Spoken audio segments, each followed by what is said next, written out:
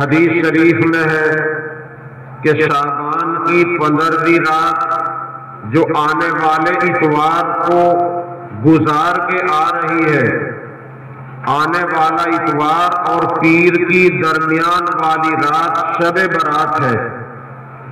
یہ شب برات کیا چیز ہے، اس کی حقیقت کو، اس کی اصلیت کو بیان کرنا بھی ضروری ہے اور جاننا بھی لازمی ہے، اس لیے کہ ہم لوگوں کو محمد الرسول اللہ صلی اللہ علیہ وسلم کے بتلانے سے پتہ چلا ہے کہ شب برات بھی کوئی رات ہوتی ہے۔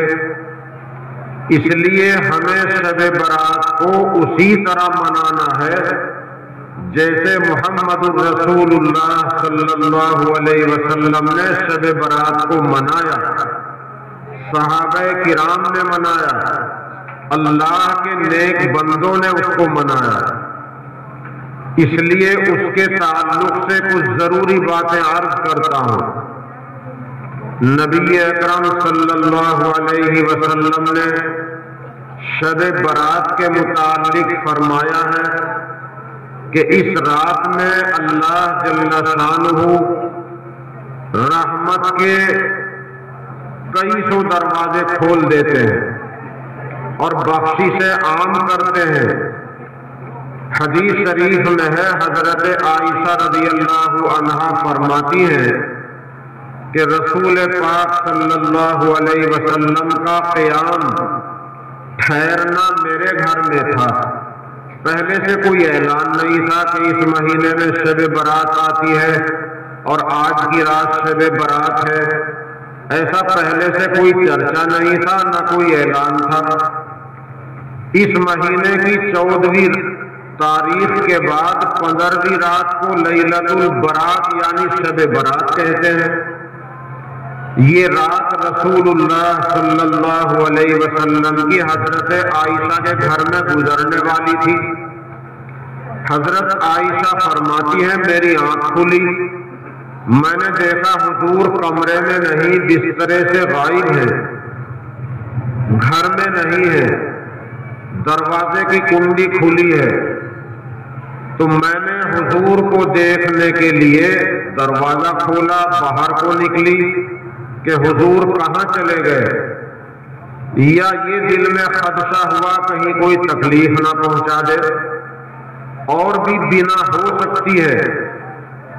لیکن حضرت عائشہ رضی اللہ تعالی عنہا نے باہر کو دیکھا، مسجد میں دیکھا، رات 15ویں تھی، چاند کھل رہا تھا اور مدینے کا قبرستان جنت البقیع مسجد سے ملا ہوا ہے۔ تو رسول پاک صلی اللہ علیہ وسلم پر نظر پڑی کہ آپ تو قبرستان میں ہیں۔ حضور نے ان کو دیکھ لیا، انہوں نے حضور کو دیکھ لیا۔ یہ جلدی سے تیز چل کر آئی، بسترے پہ لیٹ گئی، سانس پھول گیا۔ فرماتی ہے کہ رسول پاک صلی اللہ علیہ وسلم تشریف لائے، میرے سے معلوم کیا کیا بات، تمہیں کیا خدشہ ہو گیا تھا کہ مجھے تلاش کرنے نکل گئی؟ آج میں بھی آرام کے لیے لیٹ چکا تھا، لیکن اللہ نے جبرائیل فرشتہ بھیجا اور جبرائیل نے مجھے آ کے بتایا اے محمد صلی اللہ علیہ وسلم، آج کی رات لیلۃ البراءت ہے، شب برات۔ برات عربی کا لفظ ہے، اس کے معنی ہے بری کرنا۔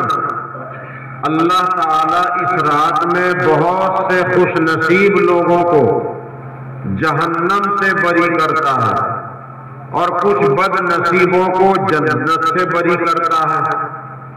آج کی رات لیلۃ البراءت ہے، جہنم سے بری ہونے کی رات ہے اور کچھ بد نصیبوں کے لیے جنت سے بری ہونے کی رات ہے۔ اے محمد صلی اللہ علیہ وسلم، اللہ نے آپ کی امت کے لیے 300 رحمتوں کا دروازہ کھول رکھا ہے، 300 رحمتیں نازل ہو رہی ہیں اور اللہ پاک نے بخشش کا دروازہ کھول دیا۔ یہ جو بنو کلاب ایک بڑا قبیلہ ہے جس کے یہاں سینکڑوں ہزاروں بھیڑ بکریاں پلتی ہیں، جتنے ان کی بکریوں کی کھال کے بال ہو سکتے ہیں اتنے لوگ آپ کی امت کے بخشے جائیں گے۔ آج کی رات آپ کی امت کے اتنے لوگ بخشے جائیں گے جتنے بنو کلاب کی بکریوں کے بال ہیں، یعنی بے شمار بخششیں ہوں گی۔ اتنی رحمتوں کی رات ہے۔ رسول پاک صلی اللہ علیہ وسلم نے بہتر سمجھا کہ چلو قبرستان جا کر ان کے لیے بھی دعا کر دوں۔ یہ دعا گھر سے بھی ہو سکتی ہے، یہ دعا مسجد سے بھی ہو سکتی ہے، اور دعا کے لیے کبھی کبھی قبرستان بھی جا سکتے ہیں۔ شب برات میں صرف ایک مرتبہ رسول اللہ صلی اللہ علیہ وسلم کا قبرستان جانا ثابت ہے، ہر سال جانا ثابت نہیں، اور اعلان کر کے جانا ثابت نہیں کہ صحابہ کو اکٹھا کر کے گئے ہوں، اعلان کر کے گئے ہوں، لوگوں کو ساتھ لے کے گئے ہوں، ایسا ثابت نہیں۔ لیکن حضور پاک صلی اللہ علیہ وسلم گئے، اس لیے ہم بھی اگر قبرستان چلے جائیں تو بہتر ہے، نہ جائیں مسجد سے اپنے گھر سے فاتحہ درود قرآن پاک کی سورتیں پڑھ کر وہیں سے دعا کر دیں، یہ بھی جائز ہے۔ اور اگر کسی کو سوتے ہوئے کو جگائے بغیر اور اعلان کیے بغیر چلے بھی جانے کوئی حرج نہیں، ان کے لیے جا کر وہاں دعا کریں، اس کا ثبوت حدیث میں مل گیا۔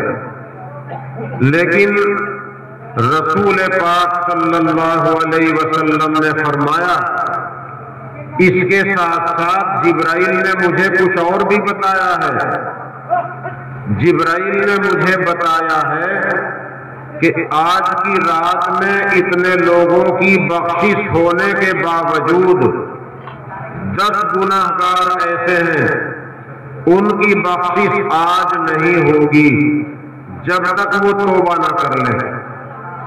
وہ 10 گناہگار کون کون ہیں اس کو یاد رکھیں، ذہن میں بٹھائیں، پھر ان گناہوں سے اپنے آپ کو بچائیں۔ نمبر 1، مشرک، اللہ کے ساتھ شرک کرنے والا، اللہ کے ساتھ شرک کرنے والا، یعنی اللہ کے کسی بندے کو، چاہے وہ پیر ہو یا پیغمبر، اللہ کے کسی بندے کو اللہ کے برابر ماننے والا، جو مرادیں اللہ سے مانگنے کی ہیں وہ اللہ کے بندوں سے مانگنے والا، جو چیز اللہ سے مانگنے کی ہے وہ پیر پیغمبروں سے مانگنے والا، جو چیز اللہ کے لیے ماننے کی ہے اللہ کے بندوں کے لیے ماننے والا، اس کو کہتی ہے شریعت مشرک، شرک کرنے والا، خدا کا ساجی، خدا کے برابر دوسروں کو ماننے والا۔ ہم سنی مسلمان ہیں، بریلوی ہو یا دیوبندی، ہم اہل السنت والجماعت ہیں، ہم سنی مسلمان ہیں۔ ہمارا عقیدہ یہ ہے کہ اللہ سب کا خالق، اور اللہ کے سوا جو بھی کچھ ہے وہ اللہ کی مخلوق، اور مخلوق خالق کے برابر نہیں ہو سکتی، اس لیے دعا تو صرف اللہ سے مانگنی ہے، مگر محمد الرسول اللہ صلی اللہ علیہ وسلم کے وسیلے سے دعا مانگنا بہتر ہے۔ اللہ کے جو ولی ہیں ولیوں کے وسیلے سے دعا مانگنا بہتر ہے، جائز ہے۔ وہابی لوگ، غیر مقلد وہابی جو اپنے کو اہل حدیث کہنے لگے، وہ اہل حدیث کا نام انہیں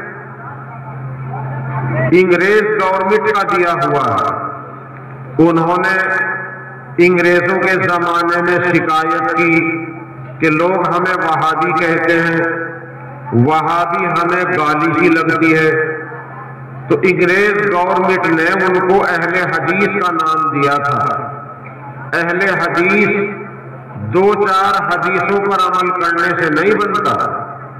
اہل حدیث تو ماشاءاللہ یہ دیوبندی بریلوی ہیں، اس لیے کہ یہ سنی ہے، سنت رسول سنت صحابہ پر عمل کرنے والے۔ اگر ہم بدعتی نہ ہو، اگر ہم بریلوی اور دیوبندی بدعت پر نہ جائیں، رافضیت پر نہ چلیں، صرف سنت پر چلیں، تو ہم ہیں اہل حدیث کا مصداق۔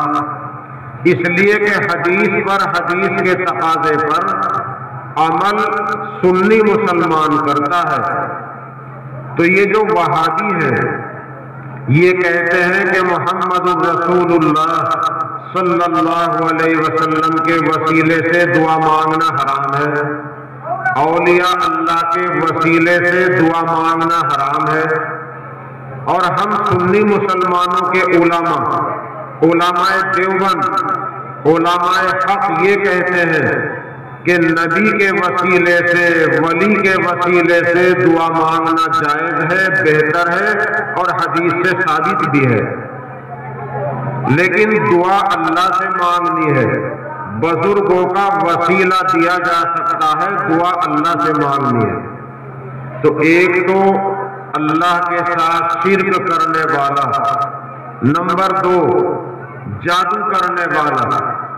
اگر کسی پر جادو کرا دیا، کسی پر جادو کر دیا، بخشش نہیں ہوگی جب تک اس سے معافی نہ مانگے اور اپنے کیے ہوئے کو واپس نہ لے۔ نمبر تین غیب کی باتیں بتانے والا، جسے کہتے ہیں پوچھا دینے والا۔ حدیث میں ہے کہ جو آدمی کسی غیب کی بات بتانے والے کے پاس جائے اور یقین بھی کر لے کہ جی میرے یہاں چوری ہو گئی، یہ بتا دو کس نے کی ہے، اگر پوچھا دینے والے کے پاس اس یقین کے ساتھ جائیں گے کہ جو یہ بتائے گا وہ سچ ہے، تو جانے والے کی 40 دن کی عبادت قبول نہیں ہوتی۔ اس لیے پوچھا دینے والوں کے پاس جانا جائز نہیں۔ اگر کوئی آدمی لاپتہ ہو گیا، سامان چوری ہو گیا، کسی صحیح عالم کے پاس جا کر کوئی تعویذ لیا جا سکتا ہے، کچھ عمل، کوئی وظیفہ معلوم کیا جا سکتا ہے، کوئی وظیفہ بتا دیجئے، کچھ عمل آپ کر دیجئے، دعا کر دیجئے۔ لیکن یہ پوچھا لینا کہ جی چوری کس نے کی ہے، ہمارا بچہ گم ہو گیا، بتا دیجئے کہاں ہے۔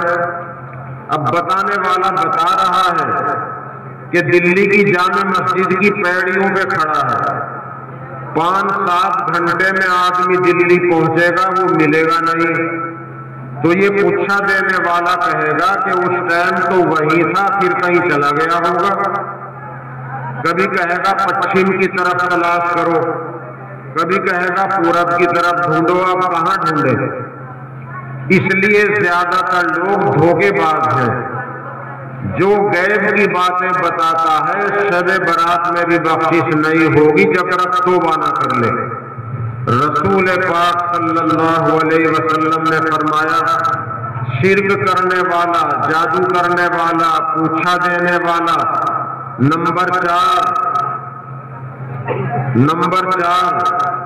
آپس میں کینہ کپٹ رکھنے والا، آپس میں بیر رکھنے والا۔ جب تک کینہ کپٹ رہے گا، آپس میں بیر رہے گا، دشمنیاں رہیں گی، بخشش نہیں ہوگی جب تک آپس کی دشمنی کو ختم نہ کر لے۔ اور اگر ہم نے اپنے سینوں کو، اپنے دلوں کو کینے سے پاک کر لیا، سب بھائی بھائی بن گئے، تو دنیا میں جنت کی بشارت ہے۔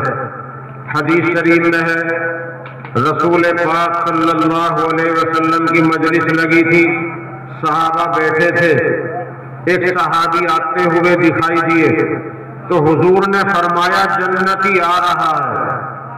سب نے دیکھا کون ہے، पहचान लिया कौन से सहाबी हैं। अगले दिन फिर बैठे हुए थे, वो सहाबी आते हुए नजर पड़े। हुजूर ने कहा जन्नती आ रहा है। सबने गर्दन उठा के देखा कौन है, पहचान लिया कल वाले हैं। फिर किसी दिन या तीसरे ही दिन मजलिस लगी थी, वो सहाबी आ रहे थे। हुजूर ने कहा जन्नती आ रहा है। लोगों ने फिर देखा, पहचान लिया वही है जिनको पहले 2 दिन तक जन्नती बताया। हजरत अब्दुल्ला सनौफ अम्र रज़ी अल्लाह ताला अन्हु के दिल में जज्बा पैदा हुआ कि मैं इनके घर रह के देख लूं ये कौन सा अमल करते हैं जो अल्लाह के रसूल इन्हें जन्नती बता रहे हैं। इनके घर में कुछ लड़ाई हो गई, थोड़ी सी अनबन हो गई। इन्होंने उन सहाबी से कहा कि मेरे घर में नाराजगी है, मैं 2-4 दिन अपने घर नहीं जाना चाहता, आप इजाजत दो मैं आपके घर ठहर जाऊं। इन्होंने कहा आपका घर है, जब तक चाहे ठहरिए। ये सहाबी 3 दिन तक 3 रात उनके घर ठहरे और 3 रात के बाद ये कहा कि मेरे घर में नाराजगी तो थी मगर ऐसी नहीं थी जो घर ना जाऊं, मैं जा सकता था। मैंने उस नाराजगी को बहाना बनाकर आपके यहाँ ठहर कर ये देखने की कोशिश की है कि रात को तुम तहज्जुद किस तरह पढ़ते हो, रात को क्या वजीफा पढ़ते हो जिससे आपको 3 दिन तक अल्लाह के पैगंबर ने जन्नती बताया है। मैंने 3 दिन आपके यहाँ क़याम किया, मैंने देख लिया कि आपकी तहज्जुद हमारे से ज्यादा नहीं, आपकी नफलें हमारे से ज्यादा नहीं, आपकी कोई तस्बीह हमारे से फालतू नहीं, मगर क्या वजह है कि रसूलुल्लाह सल्लल्लाहु अलैहि वसल्लम आपको जन्नती कहते हैं। इन सहाबी ने बताया कि रसूलुल्लाह जानते हैं कि मेरा दिल सारे भाइयों की तरफ से पाक साफ है, मेरे दिल में किसी की तरफ से कीना कपट नहीं, इस वजह से मुझे हुजूर जन्नती बताते हैं। तो ये जो कीना कपट है दिल के अंदर, ये भी बुरी चीज है। अल्लाह के नबी ने बताया कि कीना कपट रखने वाला शब बरात में भी बख्शा नहीं जाएगा जब तक इसे छोड़ ना दे। 4 हो गए। नंबर 5 माँ बाप को सताने वाला, नंबर 6 जिना करने वाला, बलात्कार में मुब्तला होने वाला, नंबर 7 ब्याज के पैसे को अपने काम में लगाने वाला, सूद को ब्याज को अपने काम में लगाने वाला। ये चीज भी इस वक्त बहुत बढ़ रही है। अगर आपने तवज्जो ना की, अगर आपने तवज्जो ना की, अगर हम लोगों ने भी तवज्जो ना की, हम बच नहीं सकते ब्याज से। इस वक्त की सरकार ने हमको इस तरह से घेर लिया है कि सूद से बचना बड़ा मुश्किल है। अगर तवज्जो से काम ना लें तो सूद में मुब्तला हो के रहेंगे। इस तरह से योजना पर योजना आ रही है और सूदी कारोबार में लोग मुब्तला हैं। किस्म किस्म की योजना, बैंकों ने ये योजना चलाई, फला ने ये योजना चलाई, फला कंपनी की योजना ये है। तो सूद के अंदर लोग बहुत मुब्तला हो रहे हैं। हदीस में है ब्याज इतना आम हो जाएगा अगर किसी को आग ना लगी धुआं तो पहुंच ही जाएगा। इसलिए अब बात इस सिलसिले में तफसील से कुछ कहना लाज़मी है मगर वक्त इजाजत नहीं दे रहा। ब्याज के मुतालिक हदीस में है 1 रुपए का 6ठा हिस्सा अगर ब्याज का अपने काम में लगाने तो अपनी माँ के साथ मुंह काला करने से ज्यादा बुरा है। इसलिए ब्याज को बैंक से निकाल कर उसके सही मसरफ पे खर्च करें, या तो सरकारी सूद में दे दें, चाहे अपने जिम्मे हो चाहे किसी और के जिम्मे। सरकारी सूद में दे दें, या इनकम टैक्स में दे दें, या सेल टैक्स में दे दें, या GST में दे दें, یا کسی کے بل پر پلنٹی لگ گئی ہو، اصل بل میں دینا جائز نہیں، پلنٹی بیاج ہے، بیاج کو بیاج میں دے سکتے ہیں، پلنٹی میں دیا جا سکتا ہے۔ اور اگر ایسا مصرف کسی کے پاس نہیں تو غریبوں کو بلا نیت ثواب دے دے، یہ نیت کر کے یا اللہ مجھے اس کے وبال سے بچائیے، اس نیت کے ساتھ غریبوں کو دے دیں، بتانا بھی ضروری نہیں۔ بیاج سے بچنا لازمی ہے۔ میں نے آپ کو بتا دیا، روپے کا چھٹا حصہ بھی اپنے کام میں لگا لیا تو کتنا برا ہے۔ تو فرمایا بیاج اپنے کام میں لگانے والا، اسی طریقے سے فرمایا ہے بلا وجہ رشتے ناطے توڑنے والا، جو بلا وجہ رشتہ توڑتا ہو، بلا وجہ طلاق دے دے، بلا وجہ لڑکی والے طلاق مانگ لیں یا کسی اور رشتے میں بگاڑ پیدا کر دیا، رشتہ ہی ختم کر دیا ہے، بلا وجہ رشتے ناطے توڑنے والا۔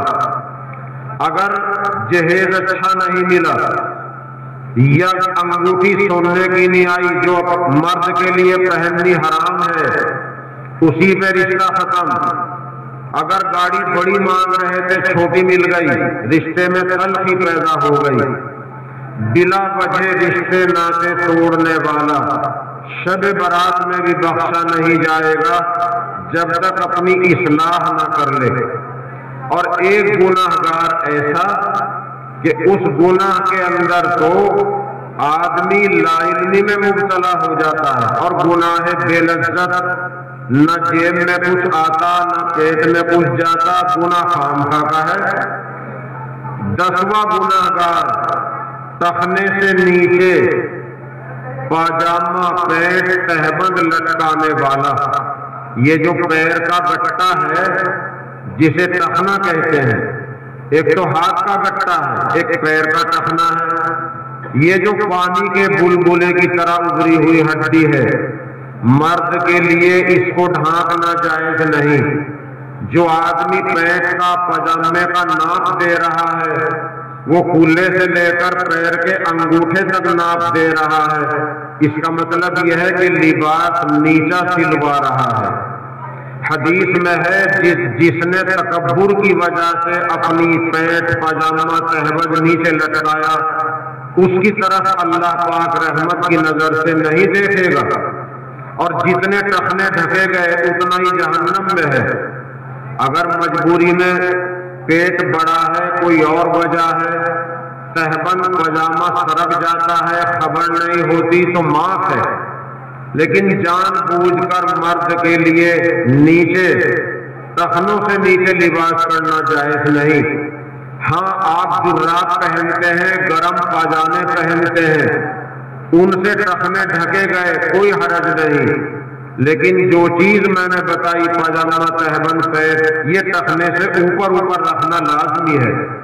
اور لڑکیوں کے لیے ان کا کھولنا جائز نہیں، مردوں کو ڈھانکنا جائز نہیں۔ یہ 10 گناہ گار بتائے جبرائیل نے، اے اللہ کے رسول اتنی بخششیں آج ہو رہی ہے، لیکن 10 گناہ گاروں کی بخشش نہیں جب تک توبہ نہ کر لیں۔ تو ایک تو ان برائیوں سے بچیں۔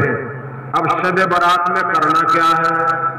حدیث و قرآن میں غور کرنے سے پتہ چلا کہ شب برات رحمتوں کی رات ہے، برکتوں کی رات ہے، اور شب برات میں اگلے سال کے فیصلے ہوتے ہیں۔ اس لیے مغرب کی نماز کے بعد قرآن کی تلاوت، اللہ کی یاد، صدقہ خیرات، دعا، درود، ان چیزوں میں اپنی رات کو گزاریں۔ جب نیند آ جائے آرام کر لیں، ساری رات واہیات میں جاگنے سے کوئی فائدہ نہیں۔ جتنا جاگو ساری رات جاگو یا تھوڑی دیر جاگو، عبادت میں گزارو، دعا میں گزارو۔ اگلے سال کے فیصلے ہونے ہیں، کون مرے گا، کس کے یہاں اولاد پیدا ہوگی، کس کے کاروبار میں نفع ہوگا، کس کے کاروبار میں خدا نہ کرے نقصان ہوگا، کون شفا یاب ہوگا، کون خدا نہ خواستہ بیمار ہوگا، یہ فیصلے اگلے سال تک کے لیے شب برات میں ہوتے ہیں۔ اس لیے شب برات کو عبادت میں گزاریں، دعا میں گزاریں، اور عشاء کے بعد عبادت کرتے کرتے جب نیند آ جائے تو سو جائیں۔ سونے والا بہتر ہے اس سے جو واہیات میں ٹائم گزار رہا ہو، کیونکہ سونے والا گناہ نہیں کرتا، سونے والا واہیات میں مبتلا نہیں۔ اور اگر ہمت ہو صبح کو روزہ رکھ لیں، ضروری نہیں، رکھیں گے ثواب ملے گا، نہیں رکھیں گے کوئی گناہ نہیں، ایک ہی روزہ ہے۔ بس یہ کام شب برات میں کرنے کے ہیں، اور پٹاخے کا اور حلوے کا کوئی ذکر قرآن و حدیث میں نہیں۔